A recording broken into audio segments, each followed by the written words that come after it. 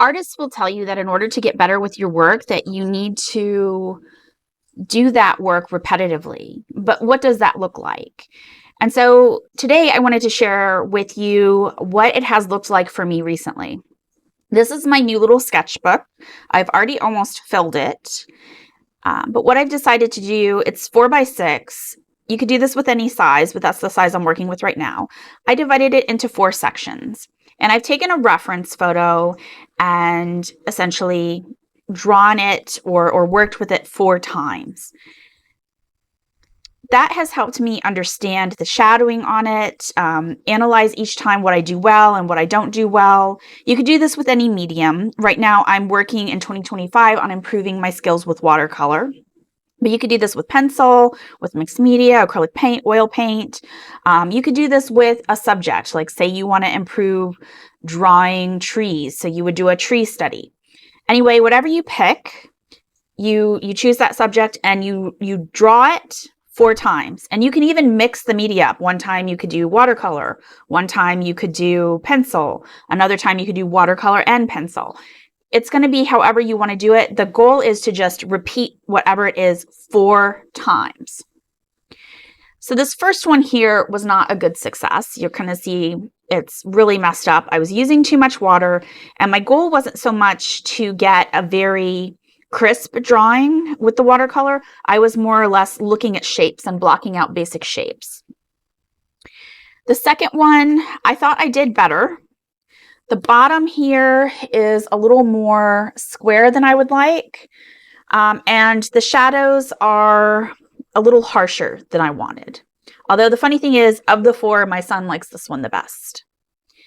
The third one, I like how I drew the handle. It was a little more rounded, and I think the shape of this mug is better. Some of my shadows are still okay. At this point, I noticed in the reference, and I'll put the reference photo up in a moment so you can see it, that there was this kind of like a line through here where before I was drawing it as just a black wall. Here I added in the additional shadowing that I saw in the photo. So I started noticing more shapes the more I observed the photo. I think this is definitely an improvement. I actually like this one the best, and this one, the last one, the second best. Now the last one, my shadows are a little softer.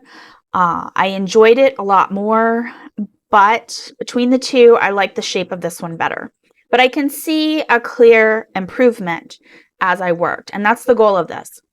So you don't have to do the same photo every day. I'll probably do a different reference photo another day. You can use different websites. I used Unsplash for this one, I think.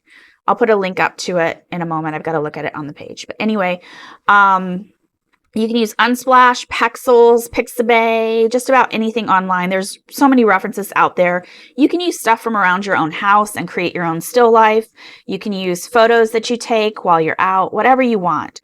The one thing you want to do is keep it simple. And then again, forgive yourself for mistakes, observe what you're doing in each one, and think about what you want to improve or do better. Also give yourself grace and be grateful to yourself, like praise yourself for the parts that you do good. So these are my 4, and I'll be doing another 4. I may do this every day. I may not. We'll see. But I do definitely see how this is going to improve my skill. There are other ways you can do a study like this. One artist I was watching did, instead of doing it this way, she did 100 teapots in a year, and each day she did a different teapot. And she was paying attention to lighting and how they hit, how light hit the different teapots and the different surfaces, and how to improve the lighting in her watercolor. So anyway, these are my 4. I hope you will play along too.